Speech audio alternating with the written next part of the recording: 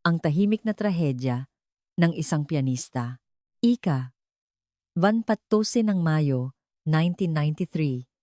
Ika, 6 ng gabi, sa harap ng gusali ng Kolehiyo ng Musika sa Universidad ng Pilipinas, Diliman, isang babaeng estudyante ang biglang naglaho. Siya si Clara Reyes, isang 20 taong gulang na pianista, isang henyo sa pagtugtog. Siya ang napiling kinatawan ng Pilipinas para sa prestihiyosong Chopin International Piano Competition na gaganapin makalipas lamang ang isang buwan. Ayon sa kanyang mga propesor, siya ay isang talento na bihira lamang lumitaw sa loob ng isang dekada. Sa katunayan, si Clara ay may kahangahangang listahan ng mga tagumpay. Sa edad na 16, siya ang naging pinakabatang nagwagi sa National Music Competitions for Young Artists, NAMCHA, Asayda na 19. Nakuha niya ang ikalawang puwesto sa Tchaikovsky Competition. Ngunit pagkatapos niyang lisanin ang practice room, nawala siya na parang bula. Ang huling nakakita sa kanya ay noong bandang 5:40 ng hapon. Isang nakababatang estudyante sa parehong kurso ang nakasalubong niya sa pasilyo. Ayon dito, si Clara ay normal na bumababa sa hagdanan, bitbit ang kanyang bag ng mga piyesa ng musika. Nakumpirma na nakalabas siya ng gusali, ngunit pagkatapos noon, wala nang nakakaalam kung saan siya nagpunta. Sa simula, inakala ng lahat na isa lamang itong simpleng paglalayas. Lumabas ang mga espekulasyon na marahil ay dahil ito sa matinding stress na nararamdaman niya para sa papalapit na kompetisyon. Subalit, walang anumang bakas ng pag-withdraw ng pera mula sa kanyang bank account. At ang kanyang mga damit at pasaporte sa bahay ay hindi nagalaw. Higit sa lahat, ang singsing na pinakamamahal niya, isang pamana mula sa kanyang yumaong lola, ay naiwan sa kanyang kwarto. Hindi ito isang planadong pag-alis. Agad na nag-imbestiga ang pulisya. Hinalughog nila ang mga boarding house at inn sa paligid ng universidad at ipinamahagi ang kanyang litrato sa mga tauhan ng mga istasyon ng tren at terminal ng bus. Noong panahong iyon, wala pang mga CCTV. Tanging sa alaala lamang ng mga tao sila umaasa. Lumipas ang ilang araw, ngunit walang anumang lead na lumabas. Ang ina ni Clara, na tila nawawala sa sarili, ay nagpalaboy-laboy sa harap ng universidad. Hawak ang mga polyeto. Tinatanong niya ang bawat taong dumaraan. Hindi niyo po ba nakita ang batang ito? Parang awa niyo na. Kung nakita niyo siya, tawagan niyo kami, humahagulgol niyang pakiusap. Ang kanyang ama naman ay tahimik na nagpabalik-balik sa pagitan ng istasyon ng pulis at ng kanilang bahay. Laging nagbabantay sa tabi ng telepono. Ang Chopin competition, na dapat sanang sasalihan ni Clara, ay pinalitan na ng ibang pianista. Pinanatili ng universidad ang kanyang enrollment at isinara ang kanyang locker. Ang investigasyon ay unti-unting napunta sa isang misteryo. Lumabas ang teorya ng kidnapping, ngunit walang tumawag para humingi ng ransom o nagpadala ng anumang banta. Isinasaalang-alang din ang posibilidad na may kinalaman dito ang isang criminal organization, ngunit si Clara ay isang ordinaryong estudyante lamang mula sa isang pamilyang hindi naman mayaman o may impluwensya. Ganoon na lamang, lumipas ang isang taon. Nawala ang interes ng mga tao at hindi na rin ito itinatampok ng media. Tanging ang pamilya na lamang niya ang patuloy na naghihintay, umaasa sa isang himala. Ngunit, may isang kakaibang bagay. Sa ibabaw ng piano sa maliit na practice room sa dulo ng ikatlong palapag, kung saan huling ginamit ni Clara, may isang piraso ng music sheet na natagpuan. Ito ay ang Nocturne in E-flat major, Op. 9 No. 2 ni Chopin, ang piyesang inihahanda niya para sa finals ng kompetisyon. Sa gilid ng piyesang iyon, may nakasulat sa lapis na tila minadali. Hindi ko na kayang tumugtog pa.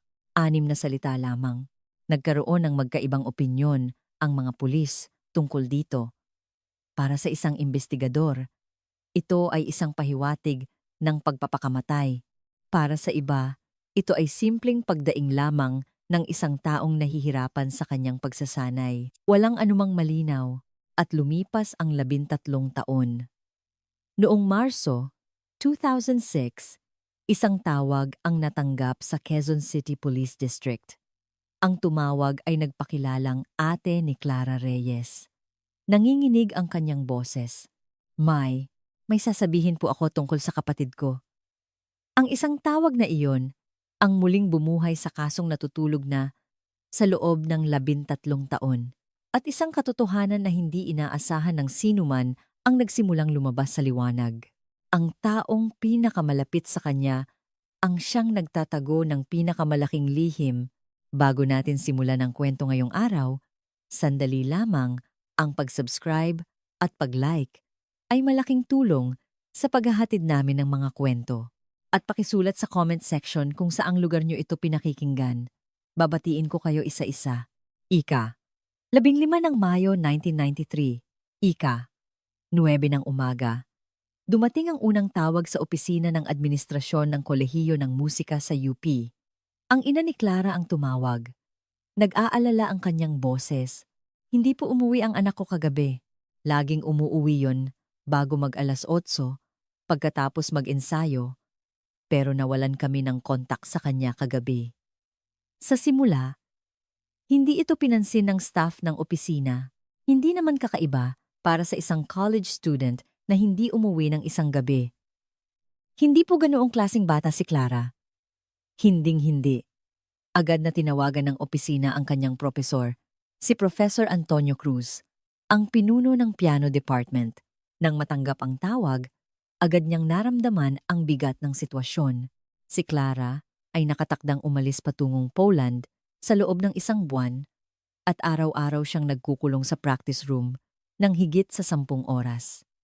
Imposibleng lumiban si Clara nang walang paalam. Kailangan kong tingnan agad. Si Professor Cruz mismo ang nagtungo sa gusali ng kolehiyo.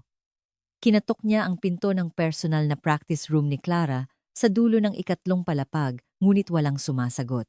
Nang buksan niya ang pinto gamit ang susi, walang tao sa loob, tanging isang music sheet ang nakalatag sa ibabaw ng piano. Nocturne in E-flat major, Op. 9 number 2. Sa gilid nito, ang sulat kamay na tila minadali, hindi ko na kayang tumugtog pa.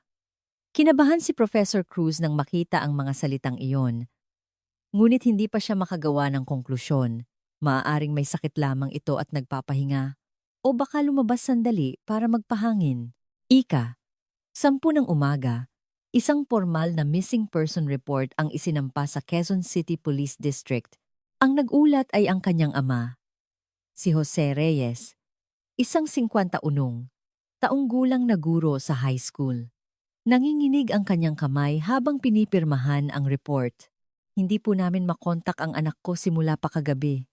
Pakiusap, hanapin niyo siya.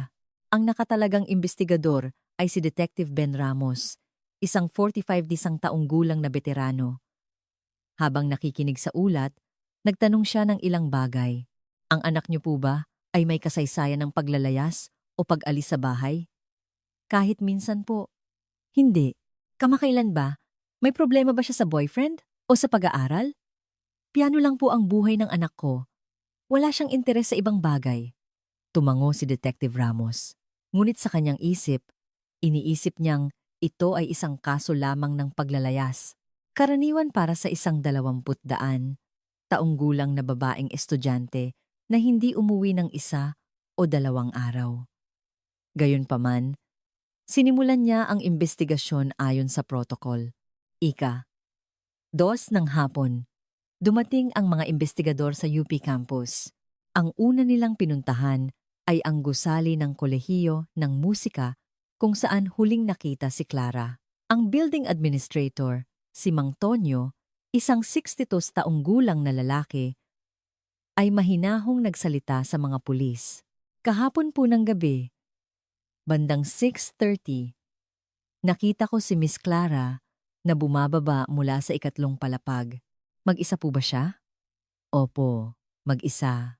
Gaya po ng dati. Kumusta po ang kanyang itsura o paglalakad? Sandaling nag-isip si Mang Tonyo.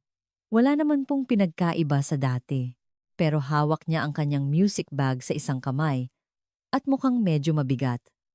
Nakatagilid po kasi ang bag. Umakyat ang mga pulis sa practice room. Ang pasilyo sa ikatlong palapag ay makitid at madilim na may ilang ilaw na kumikislap. Ang practice room ni Clara ay nasa kaliwang dulo ng pasilyo. Pagbukas ng pinto, isang upright piano ang laman ng maliit na silid. Puno ang pader ng mga poster ng mga konsiyerto na idinikit ni Clara. Sa kanyang mesa, may ilang piraso ng staff paper, lapis, at pambura na maayos na nakalagay. Kinunan ng litrato ng imbestigador ang music sheet sa ibabaw ng piano. Hindi ko na kayang tumugtog pa. Ano kaya ang ibig sabihin ng pangungusap na ito? Isang pahiwatig ba ng pagpapakamatay? O isang simpleng daing lamang? Sinuri ng mga pulis ang bawat sulok ng silid. Binuksan ang mga drawer, hinalughog ang basurahan, ngunit walang natagpo ang espesyal na ebidensya. Maliban sa ilang lukot na staff paper sa basurahan, na may mga nota na nakasulat, ngunit may mga bakas ng marahas na pagbura. 4 ng hapon, tinipon ng mga imbestigador ang mga kaklase ni Clara. May 12 estudyante. Sa ikatlong taon ng piano, isa-isa silang ininterview. Ang una nilang nakausap ay si Ana, isang kaklase. Isang 22 taong gulang na estudyante. Tahimik po palagi si Ate Clara. Hindi siya palasalita at maliban sa pag-iensayo, wala siyang ibang interes. Wala po ba siyang malapit na kaibigan? Umiling si Ana. Hindi po siya nakikipag-close kanino man.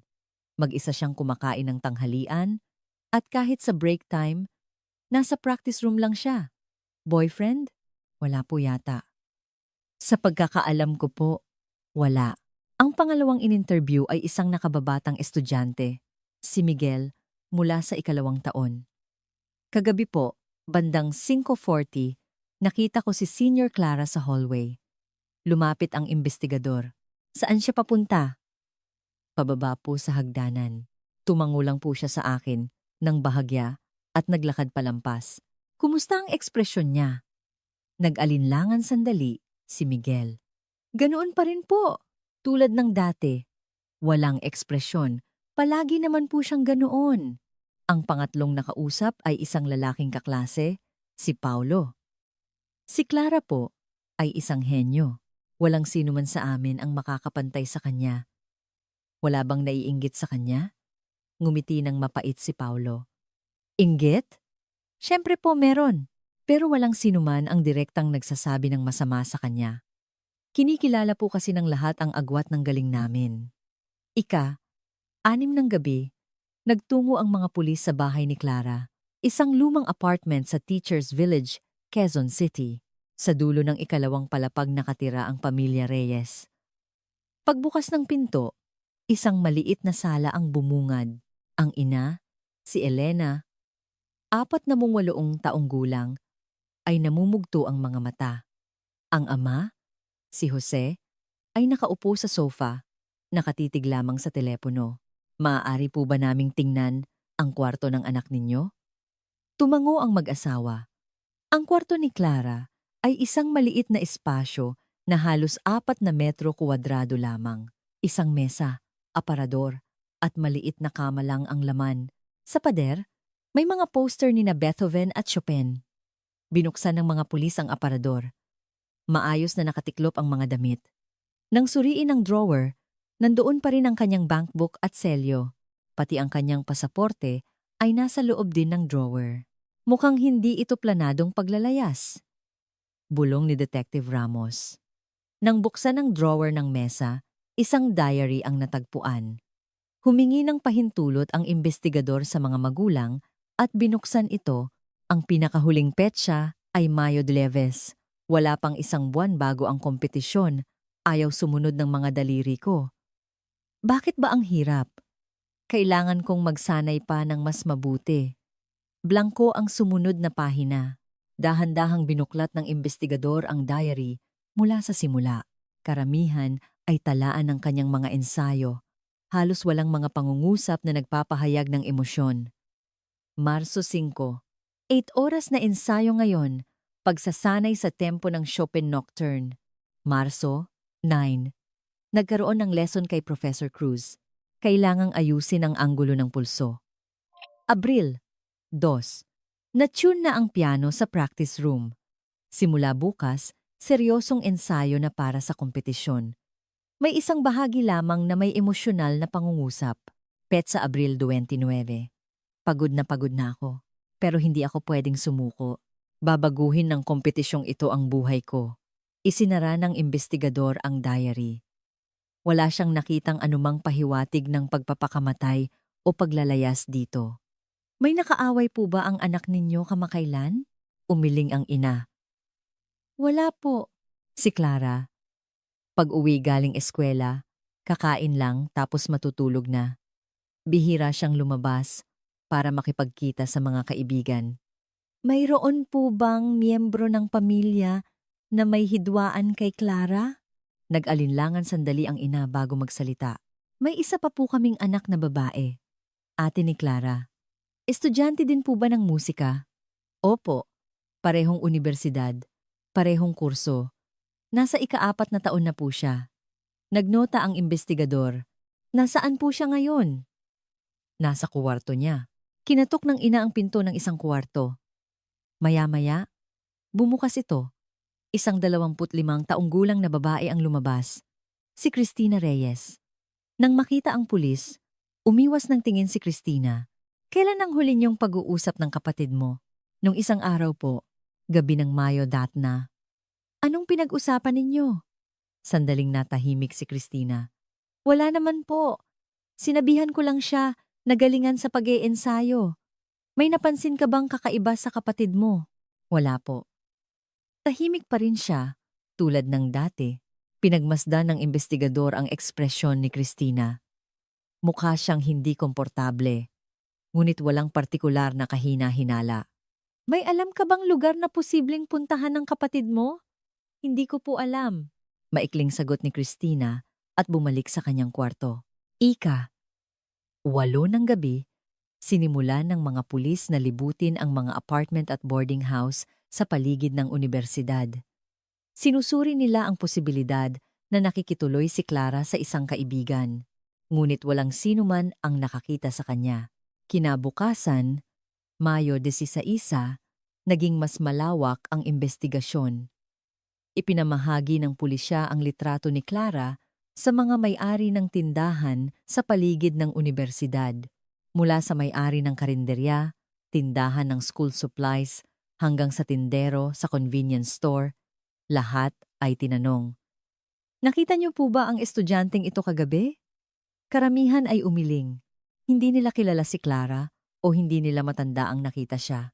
Ngunit sa isang lugar, may lumabas na lead. Ang may-ari ng isang maliit na karinderya sa harap ng unibersidad, si Aling Tess. Isang 51 taong gulang na ginang. Kilala ko ang batang yan. Paminsan-minsan, bumibili siya ng merienda dito. Nakita niyo po ba siya noong gabi ng Mayo 14? Tumango si Aling Tess. Oo, nakita ko siya. Bandang 6 ng gabi siguro yon. Nag-take out siya ng isang order ng fishball. Naging alerto ang investigador. Mag-isa po ba siya? Oo. Mag-isa lang. Nakita niyo po ba kung saang direksyon siya nagpunta? Naglakad siya, papunta sa direksyon ng sakayan ng jeep. Agad na nagtungo ang mga pulis sa sakayan. Tinanong nila ang may-ari ng sari-sari store sa tapat. Ngunit walang nakakaalala kay Clara. Mayo 17, pinalawak ng pulisya ang investigasyon sa mga istasyon ng tren at terminal ng bus. Mula sa Tutuban hanggang sa mga terminal sa Cubao at Pasay, ipinakita nila ang litrato niya sa mga tauhan. Ngunit walang sino man ang nakakita sa kanya. Noong panahong iyon, wala pang CCTV at beep card. Tanging sa alaala lamang ng mga tao sila umaasa. At ang alaala ay isang bagay na hindi tiyak. Mayo 2000, sinimulan nang iulat ng media ang kaso. Henyong pianista ng UP, nawawala ang naging headline. Maikling ibinalita rin ito sa TV. Isang promising na pianista na sasabak sa isang international competition ay nawawala na sa loob ng 1 linggo. May ilang tawag na natanggap, ngunit karamihan ay mali. May nakakita raw ng kamukha niya o mga impormasyong walang kinalaman sa kaso. Ngunit noong Mayo 22, isang interesanteng impormasyon ang dumating. Ang tumawag ay isang 59 kong taong gulang na janitress na nagtatrabaho malapit sa gusali ng kolehiyo ng musika, si Aling Nena. Nanginginig ang kanyang boses nang magsalita. Noong gabi ng Mayo 15, may nakita po akong kakaiba. Ano po ang nakita ninyo? Sa likod po ng gusali ng kolehiyo ng musika, malapit sa tapunan ng basura, bandang Asics at Taanta na po yun.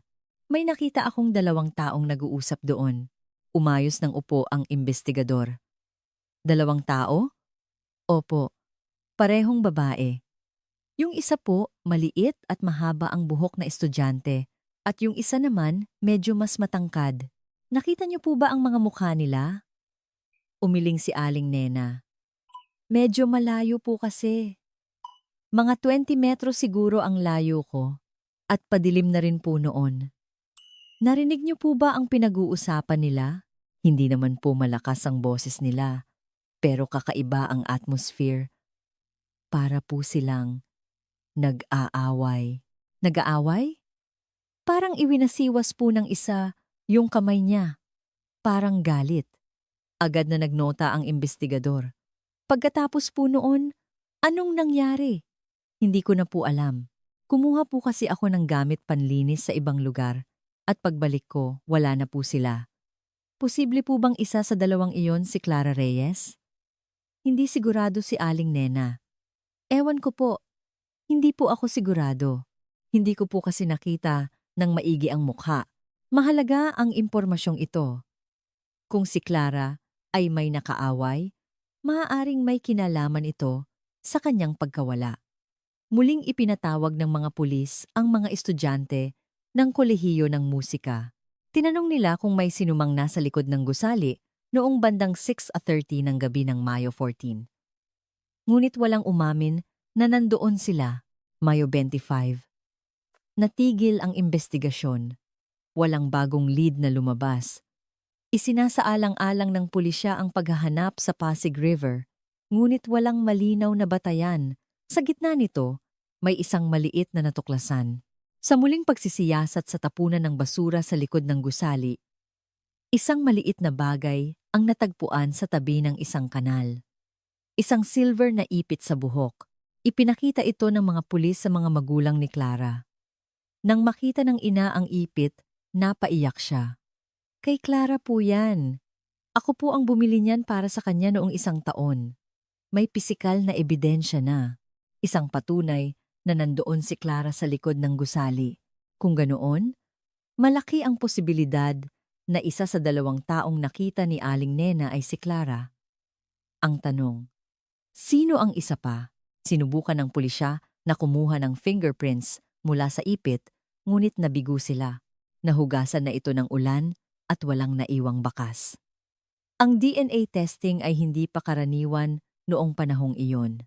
Mayo 30, halos 1 buwan na ang nakalipas, ngunit hindi pa rin lumilitaw si Clara. Pagod na ang kanyang pamilya. Araw-araw, lumalabas ang ina sa harap ng unibersidad para mamigay ng polyeto, habang ang ama ay pumupunta sa istasyon ng pulis para alamin ang progreso ng investigasyon. Ngunit wala na ring magawa ang mga pulis. Patuloy po naming iimbestigahan, pero sa totoo lang po, kulang na kulang tayo sa ebidensya, sabi ni Detective Ramos. Hunyo 15, ginanap sa Poland ang Chopin International Piano Competition na dapat sanang sasalihan ni Clara. Pinalitan na siya ng ibang pianista bilang kinatawan ng Pilipinas sa balita sa TV. Habang iniuulat ang tungkol sa kompetisyon, muling nabanggit ang pagkawala ni Clara. Nakalulungkot, si Clara Reyes ay hindi pa rin natatagpuan. May ilang tawag na namang pumasok, ngunit bigo pa rin. Ganoon na lamang, lumipas ang tag-araw. Pagsapit ng Setyembre, Nagsimula ang bagong semestre sa unibersidad. Bakante ang upuan ni Clara. Pinanatili ng unibersidad ang kanyang enrollment, ngunit sa mga estudyante, unti-unti nang nalimutan ang pangalan ni Clara. Hindi na rin ito inuulat ng media.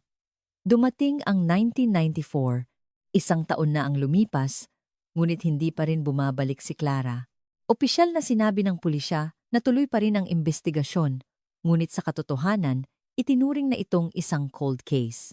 Tuwing Mayo 14, lumalabas ang mag-asawang Reyes sa harap ng unibersidad para mamigay ng polyeto. Ngunit wala nang pumapansin sa kanila.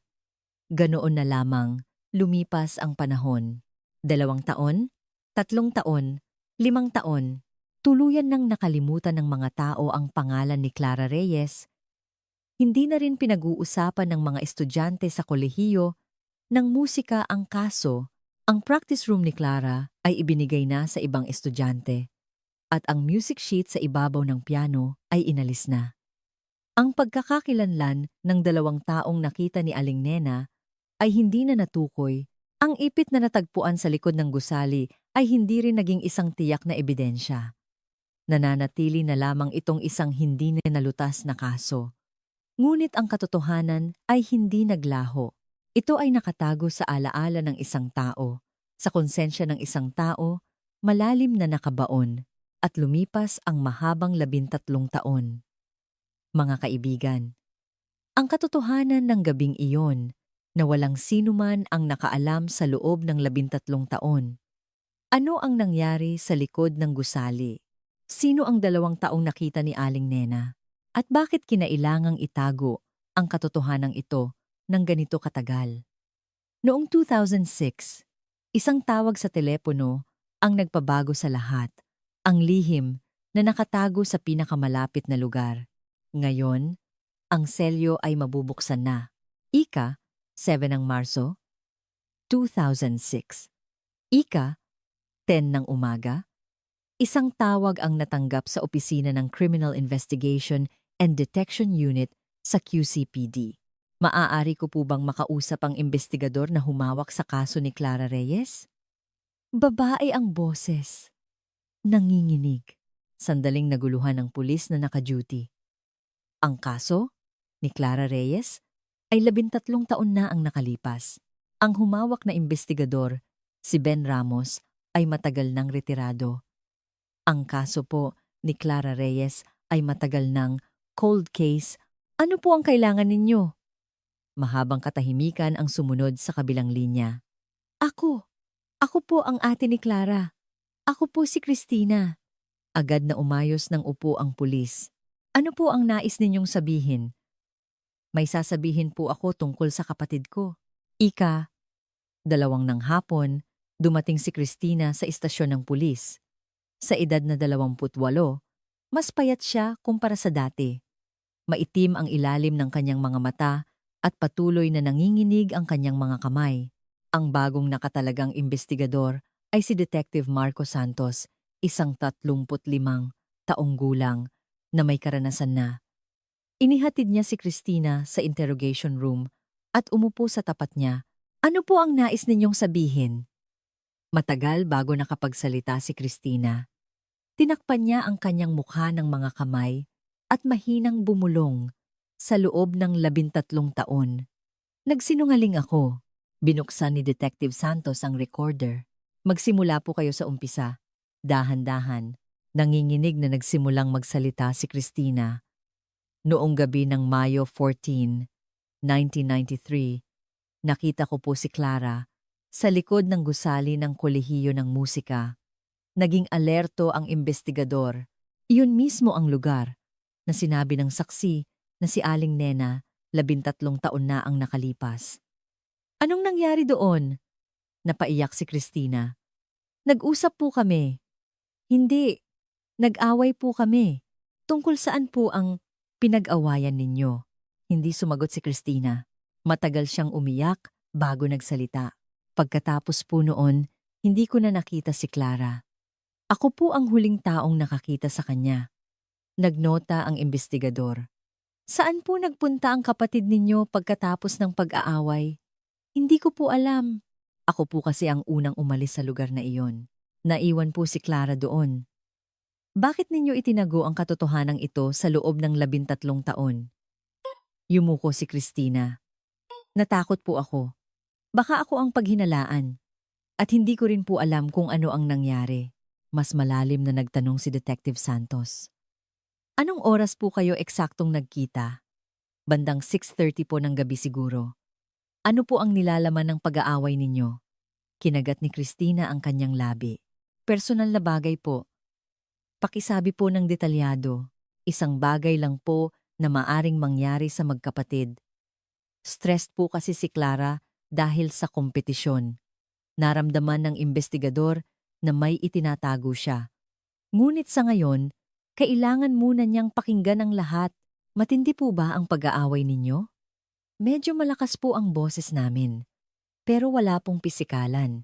Kung ganoon, bakit ngayon ninyo lang sinasabi ito? Matagal na natahimik si Christina. Hindi ko na po kaya. Sa loob ng 13 taon, napakahirap pong mabuhay na may ganitong sikreto.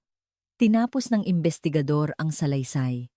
Para sa kanya, ito ay isang malaking breakthrough. Ngunit hindi lahat ay sinasabi ni Christina. May mas malaki siyang lihim na itinatago. May iba pa po bang tao doon? Umiling si Christina. Wala po. Kaming dalawa lang. Sigurado po kayo? Opo. Inihanda ni Detective Santos ang affidavit. Ang impormasyong ito lamang ay sapat na para muling buksan ang investigasyon.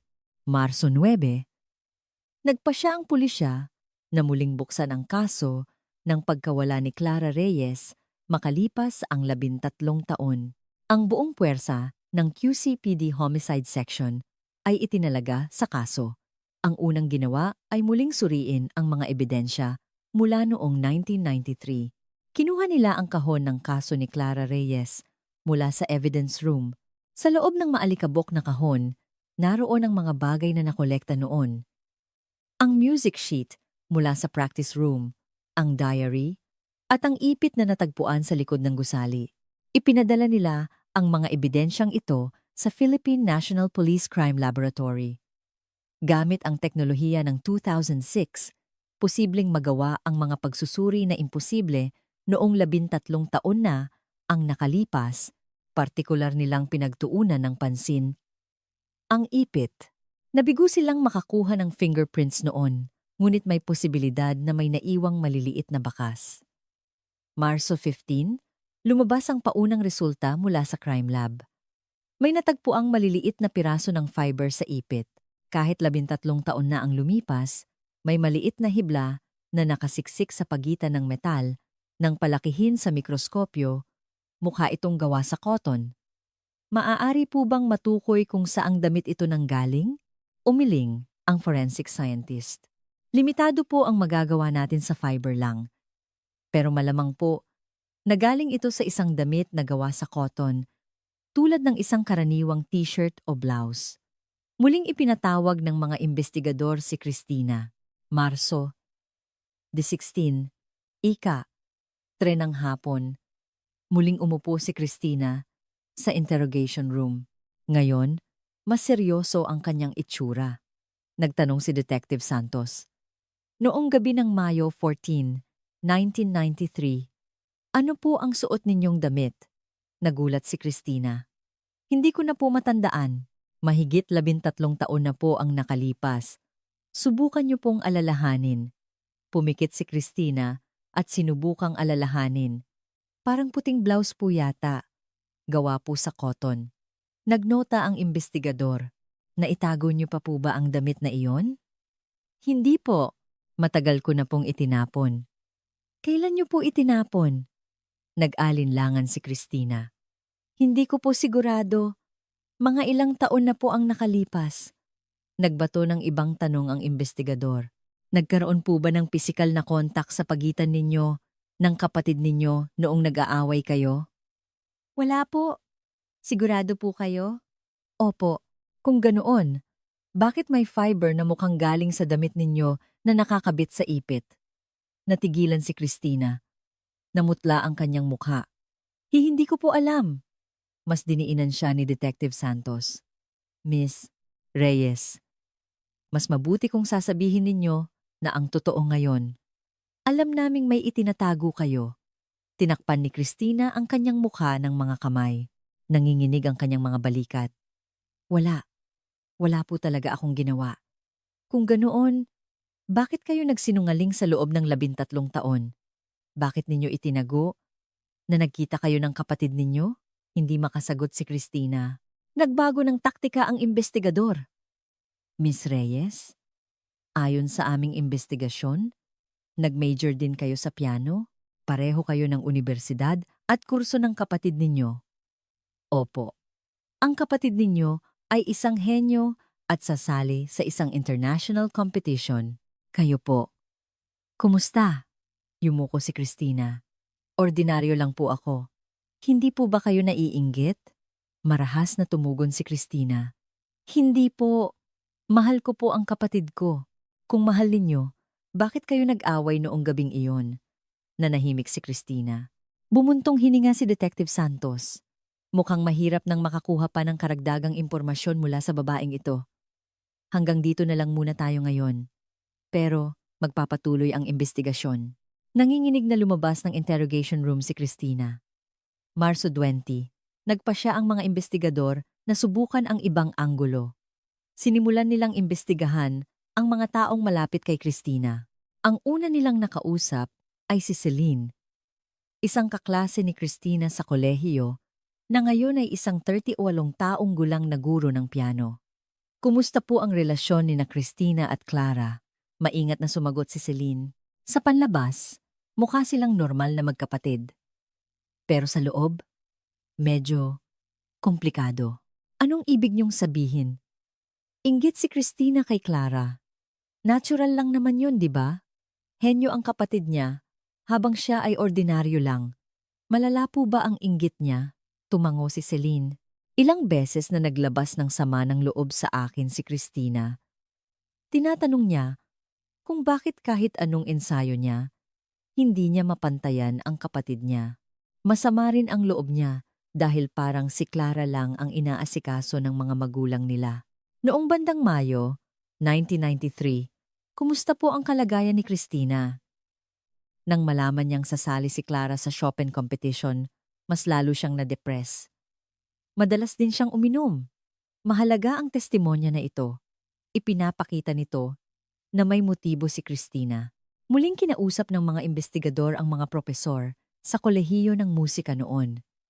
Si Professor Antonio Cruz ay 68 taong gulang na ngayon. Naaalala niyo po ba ang estudyanteng si Christina Reyes? Tumango si Professor Cruz. Naaalala ko siya.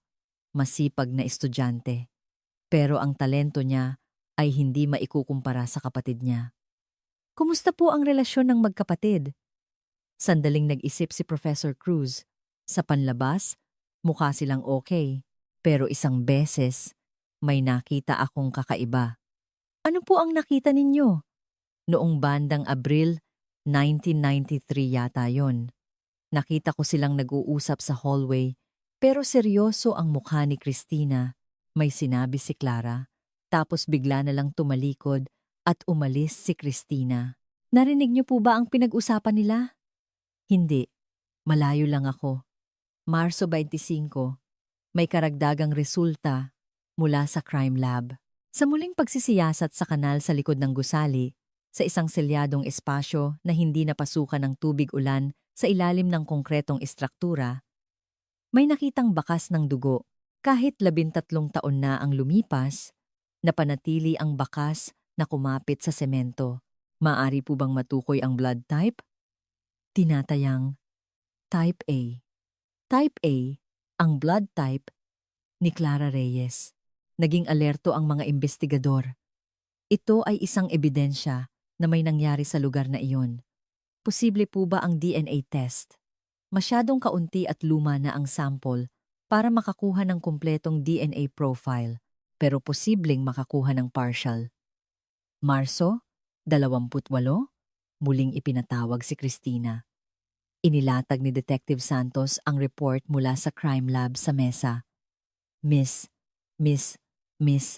Reyes, May natagpo ang bakas ng dugo sa likod ng gusali. Namutla ang mukha ni Christina. Wala. Wala namang ebidensya na kay Clara yan. Type A po. Kapareho ng blood type ng kapatid ninyo. Nagsimulang manginig si Christina. Hindi ko po alam. Wala po talaga akong alam. Ano po ba talaga ang nangyari noong gabing iyon? Napahagulgol si Christina. Ako. Nag-usap lang po kami. Nag-away. Yun lang po. Nasaktan po ba ang kapatid ninyo sa pag-aaway? Hindi po. Kung ganoon, bakit may bakas ng dugo? Hindi makasagot si Christina. Muling diniinan siya ni Detective Santos. Miss Reyes, kung hindi kayo makikipagtulungan ngayon, ituturing namin kayong suspek sa pagpatay. Sa mga salitang iyon, tuluyang gumuho si Christina. Ako, hindi ko po sinasadya. Naitulak ko po siya. Isang katahimikan ang bumalot sa interrogation room. Dahan-dahang nagtanong si Detective Santos. Paano ninyo siya itinulak? Nanginginig na nagsalita si Christina. Noong gabing iyon, galit na galit ako kay Clara. Puro tungkol sa kompetisyon ang sinasabi niya. Kung gaano siya kinakabahan, kung gaano kahirap ang pag-eensayo niya.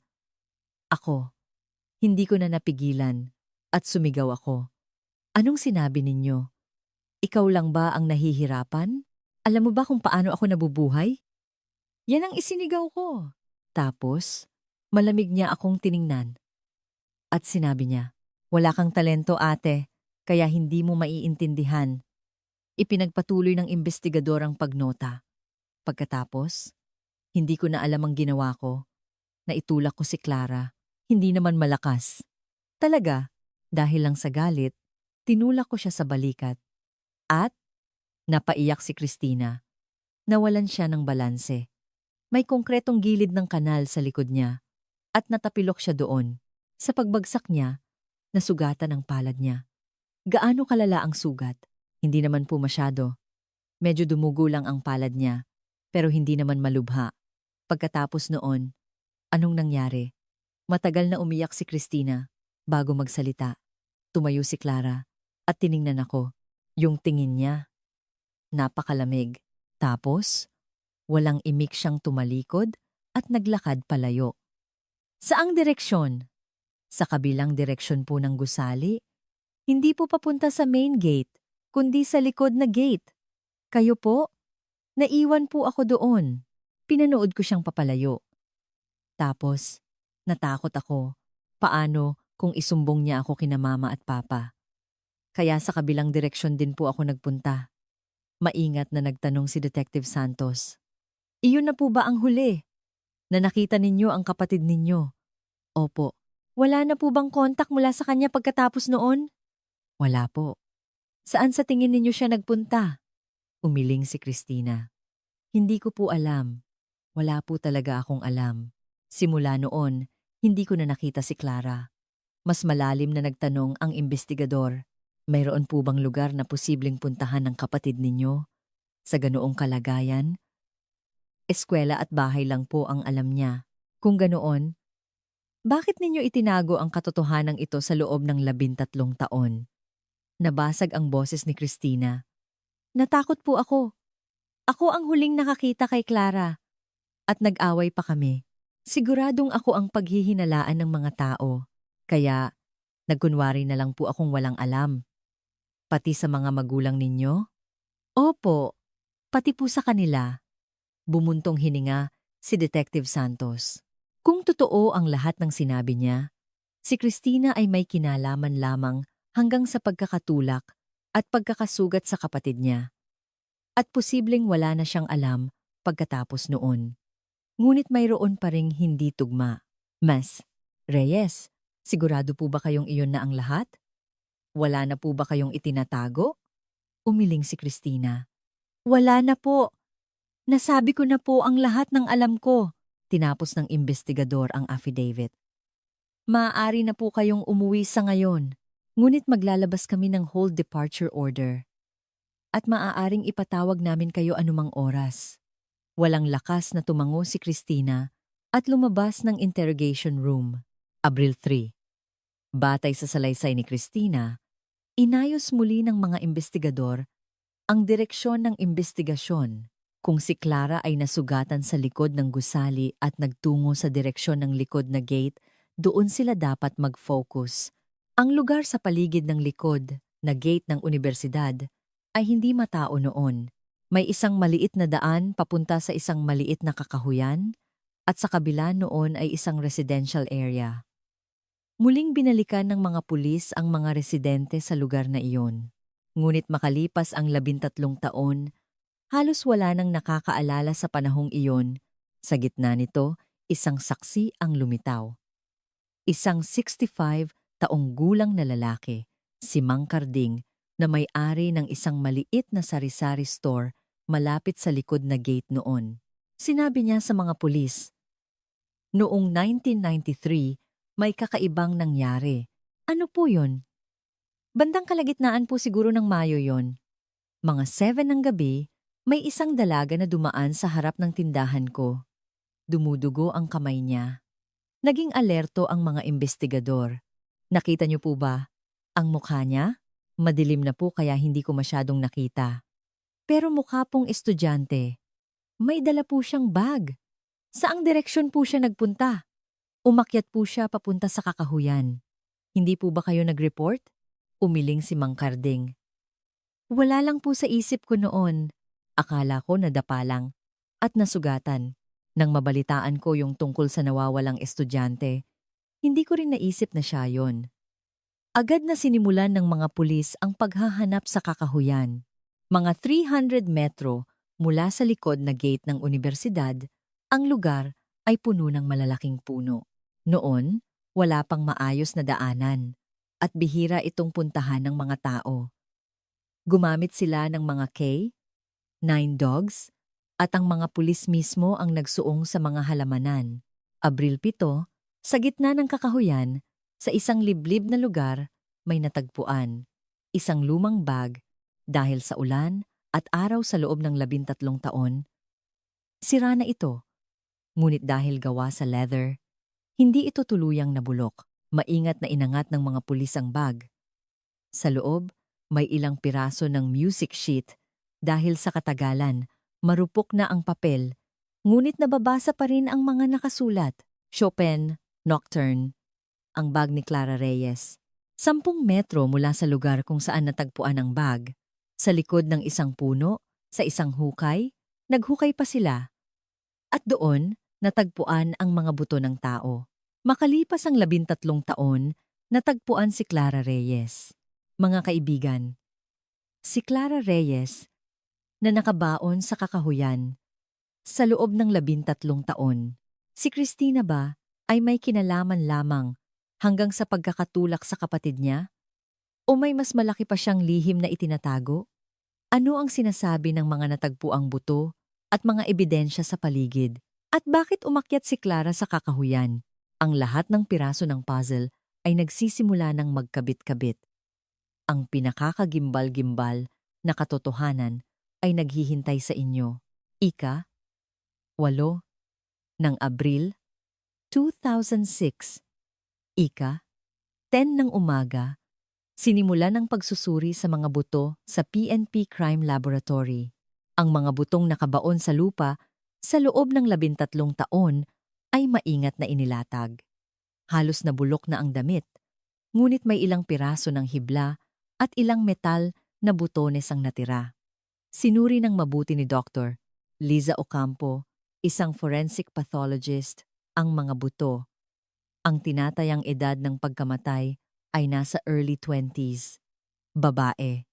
Nagtanong si Detective Santos, "Ano po ang sanhi ng kamatayan?" Itinuro ni Dr. Ocampo ang bungo. May bali po sa likod ng bungo. Mukhang tinamaan ng isang matigas na bagay. Posible po bang aksidente? Hindi po natin maaaring isantabihan. Posibleng nahulog o nadulas at nauntog ang ulo. Pero bukas din po ang posibilidad ng pagpatay. Naging alerto ang investigador. May iba pa po bang kakaiba? Itinaas ni Dr. Ocampo ang buto ng kamay. Sa kanang kamay, sa ika-4 na daliri, may bakas ng lumang bali. Nangyari po ba yan Noong siya'y namatay? Hindi po. Mas matagal na po itong bali.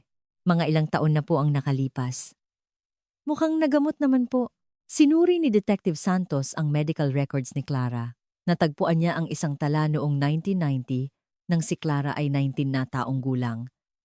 Na nagpagamot siya sa ospital para sa bali sa kanang palasingsingan. Nakasulat sa medical certificate na ito ay isang aksidente habang nag-eensayo nauntog ang daliri sa keyboard ng piano. Posible po ba ang DNA comparison? Opo. Kumuha kami ng sample mula sa ngipin at femur.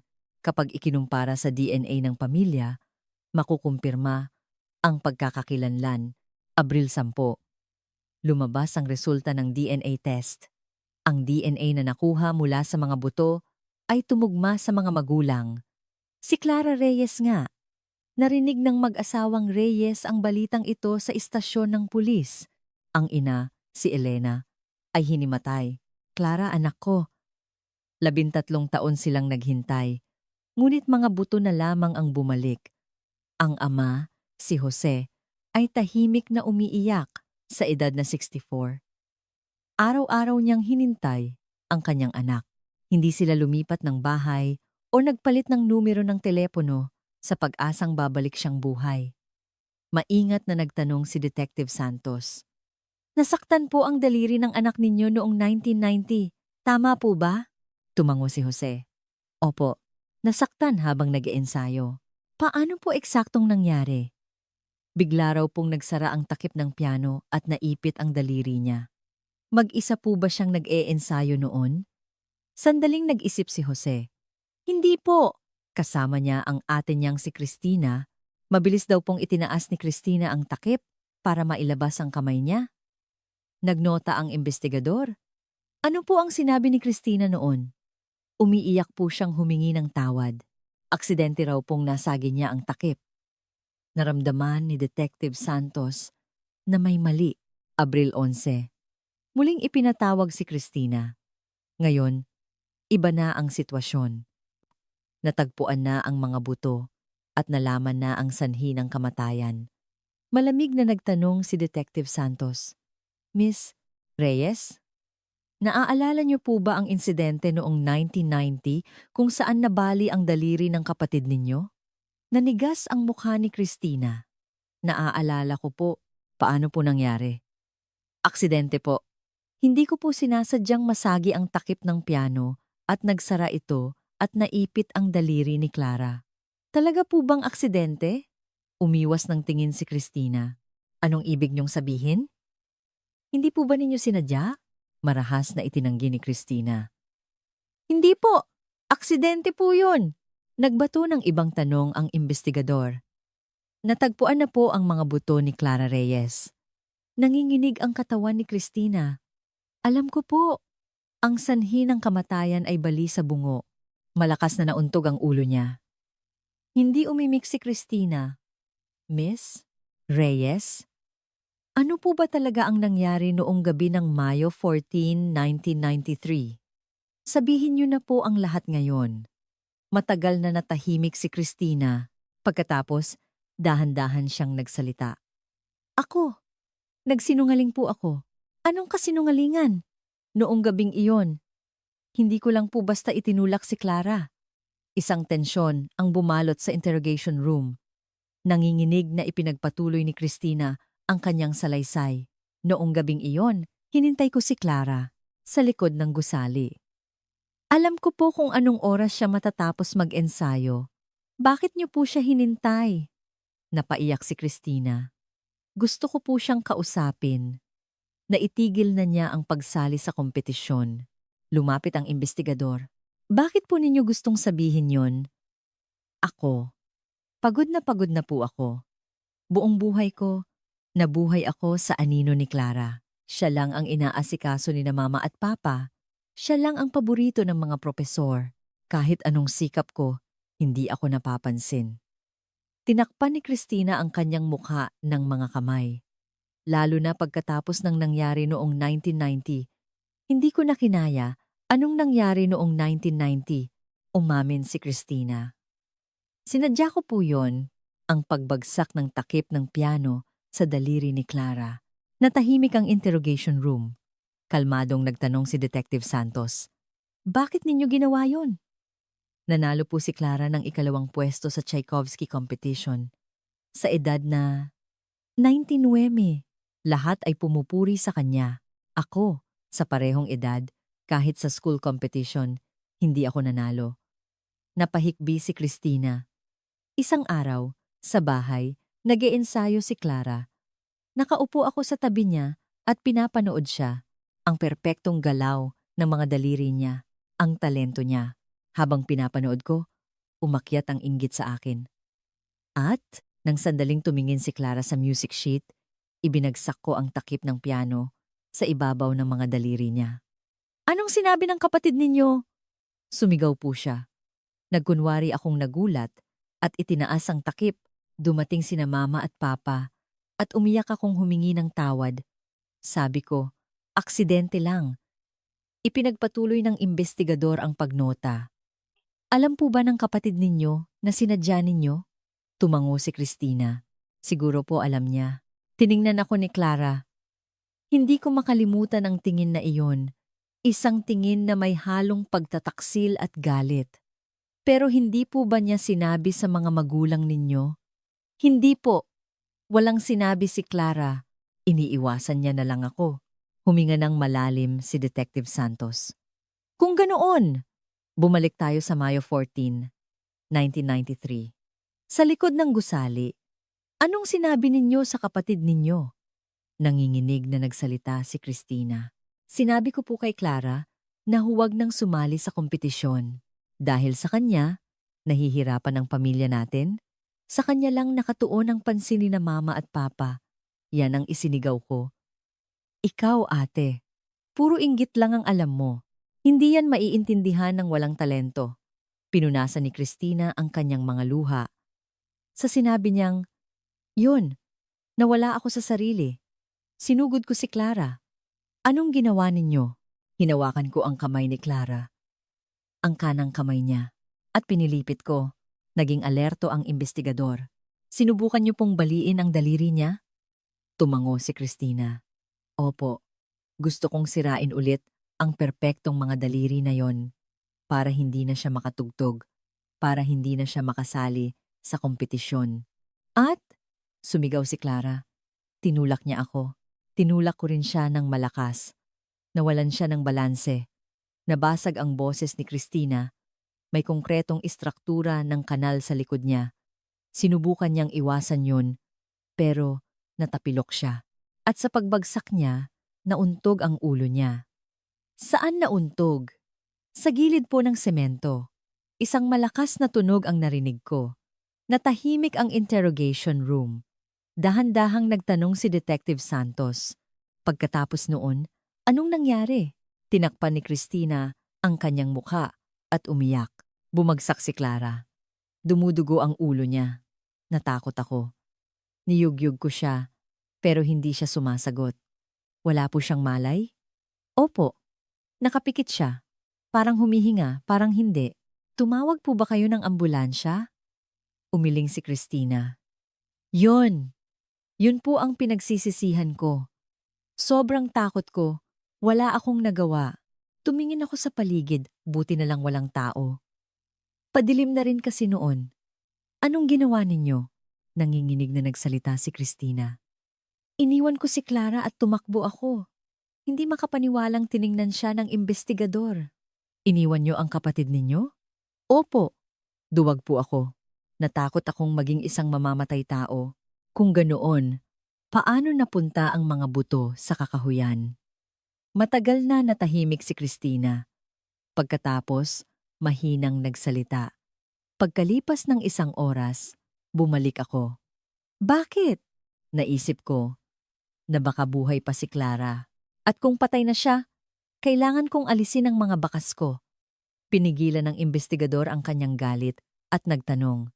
Pagbalik ninyo, kumusta ang kalagayan ng kapatid ninyo? Umiiyak na sumagot si Christina. Patay na po siya. Malamig na malamig na. Siniguro ninyo na talagang wala na siyang hininga? Kinapa ko po ang pulso niya. Wala na po akong naramdaman. Hinampas ni Detective Santos ang mesa. Kung tumawag ka lang ng ambulansya sa simula, baka nabuhay pa siya. Yumuko si Christina. Alam ko po. Alam ko po.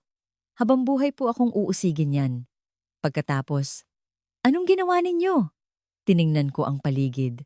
Buti na lang wala pa ring tao. Kinaladkad ko ang katawan ni Clara papunta sa kakahuyan. Mag-isa?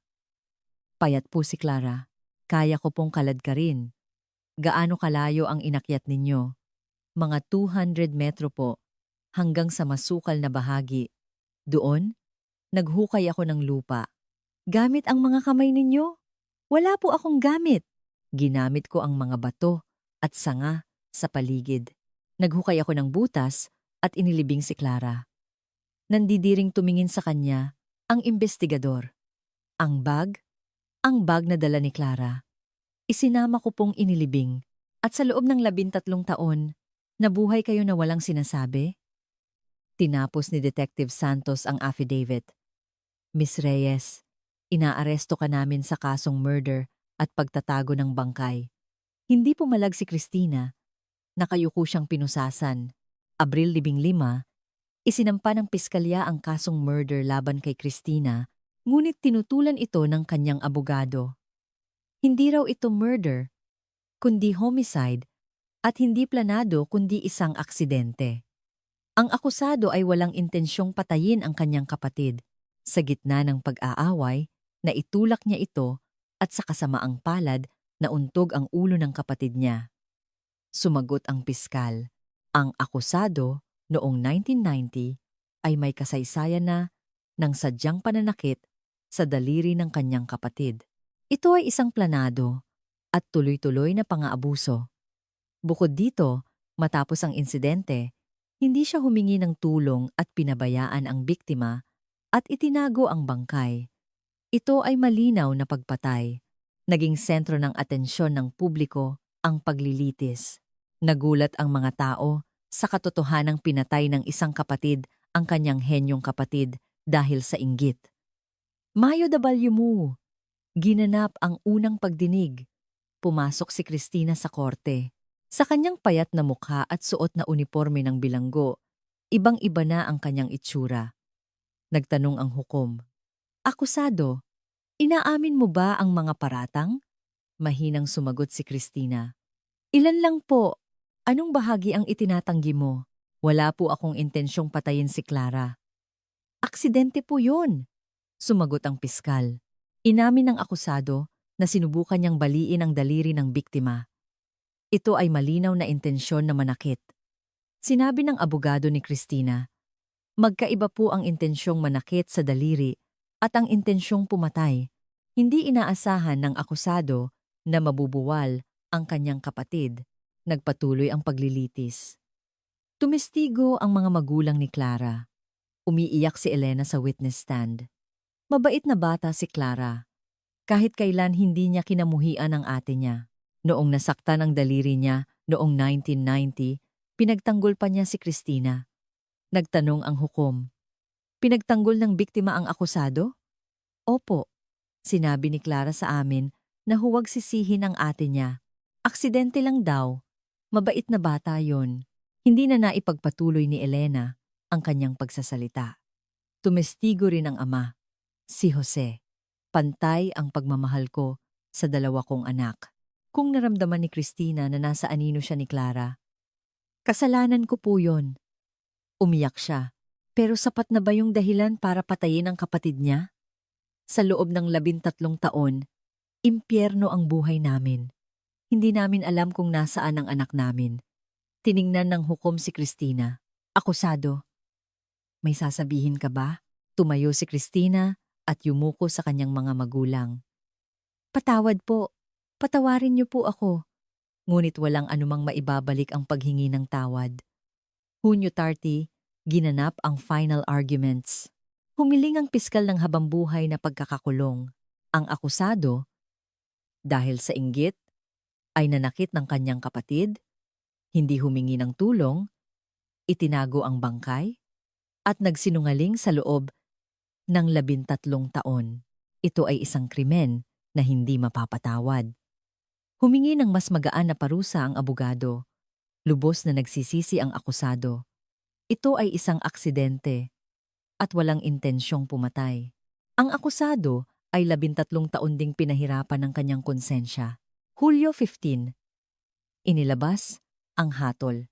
Sa isang seryosong boses, sinabi ng hukom, ang akusado, si Cristina Reyes, ay napatunayang nagkasala hindi sa murder, kundi sa homicide. Ngunit dahil sa hindi paghingi ng tulong, pagtatago ng bangkay, at matagal na paglilihim sa krimen, hinahatulan siya ng 15 taong pagkakakulong. Napaupo si Cristina, ang kanyang mga magulang na nasa courtroom ay walang imik. Nawala na sa kanila ang 2 nilang anak. Hulyo 2000, inilibing ang mga labi ni Clara sa isang family plot. Makalipas ang 13 taon, nakauwi na siya. Sa harap ng kanyang larawan, sinabi ni Professor Antonio Cruz, Clara, isa kang napakagaling na pianista. Kung nakatuntong ka lang sa entablado ng Chopin competition, siguradong ikaw ang mananalo. Patawarin mo kami. Nag-alay din ng bulaklak ang kanyang mga kaklase. Ate Clara, magpahinga ka na. Lumuhod ang mag-asawang Reyes sa harap ng kabaong. Clara, nakauwi ka na. Patawarin mo kami ni na Papa at Mama, nahuli kami. 13 taon silang naghintay, ngunit mga buto na lamang ang bumalik. Agosto 1, inilipat si Cristina sa Correctional Institution for Women sa visitation room. Nang makaharap ang kanyang mga magulang, hindi niya maiangat ang kanyang ulo. Cristina, bakit mo ginawa yon? Bakit? Umiiyak na sumagot si Cristina. Mama, gusto ko lang pong mapansin. Gusto ko rin pong mahalin. Umiyak ang ina. Hindi ka ba namin minahal? Mahal ka namin tulad ng pagmamahal namin kay Clara. Alam ko po, pero hindi ko po naramdaman. Tahimik na tinitigan ni Jose ang kanyang anak. Pagkatapos, mahinang nagsalita. Huwag na tayong magkita ulit. Hindi ka na namin anak. Ganoon na lamang, tuluyang gumuho ang kanilang pamilya. Noong 2016, matapos ang 10 taon sa kulungan, sumailalim sa parole hearing si Cristina. Naging isang model inmate daw siya at nagpakita ng lubos na pagsisisi. Ngunit hindi na aprubahan ang kanyang parole. Mahigpit itong tinutulan ng kanyang mga magulang. Ang anak namin ay 13 taong nakabaon sa lupa. Hindi makatarungan na makalaya ang salarin sa loob lang ng 10 taon. Sa huli, kinailangang tapusin ni Cristina ang buong 15 taon. Ang araw ng kanyang paglaya ay noong 2021. Sa edad na 53, mukha na siyang matanda. Pagkalabas niya, naglaho siya. Hindi siya nakipagkita sa kanyang mga magulang at hindi rin tumanggap ng anumang tawag. Ang puntod ni Clara ay dinadalaw pa rin ng kanyang mga magulang taon-taon. Clara, andito na si Mama. Uupo ang ina sa harap ng puntod at magpapatugtog ng isang CD, Nocturne in E-flat major, Op. 9 number 2. Ang paboritong piyesa ni Clara. Habang tumutugtog ang musika, humahangin sa mga puno. Marahil, iyon ang huling paalam ni Clara. Ang inggit ng pinakamalapit na tao ang kumitil sa pangarap ng isang henyong pianista at tuluyang sumira sa isang pamilya. Ngayon, pagsisisi na lamang ang natitira. Ang kuwentong ito ay nagsasabi sa atin. Pahalagahan ang mga taong pinakamalapit sa atin. Sa halip na mainggit at magalit, magmahal at umunawa. Masyadong maikli ang buhay. Sayang ang panahon sa pagsisisi. Sana ay may naiwang maliit na aral sa inyong mga puso ang kwento ngayong araw. Mayroon ba kayong kinaiinggitan ngayon? Mayroon ba kayong hidwaan sa isang taong malapit sa inyo? Kung gayon, bakit hindi subukang maglakas loob at buksan ang inyong puso ngayon? Kung hindi natin sasabihin, walang makakaalam. Kung itatago natin, balang araw, sasabog din ito. Kung lahat tayo ay magiging mas tapat at susubukang umunawa, maiiwasan natin ang mga ganitong trahedya. Ano sa tingin ninyo? Ibahagi ang inyong mga saloobin sa comments. Mayroon ba kayong katulad na karanasan? Paano ninyo nalutas ang mga hidwaan sa pamilya? Ang inyong kuwento ay maaaring maging malaking tulong sa iba. At kung nakatulong sa inyo ang video na ito, paki-subscribe at like. Ang inyong maliit na suporta ay malaking tulong sa paghahanap namin ng mas magagandang kuwento. Abangan ang susunod na kuwento. Babalik kami upang hanapin ang isa pang katotohanang nakatago sa ating lipunan. Maraming salamat sa pakikinig sa mahabang kuwentong ito. Hanggang sa huli, sana'y laging malusog ang lahat at magkaroon ng masayang oras kasama ang inyong mga mahal sa buhay. Hanggang sa susunod na kuwento. Paalam.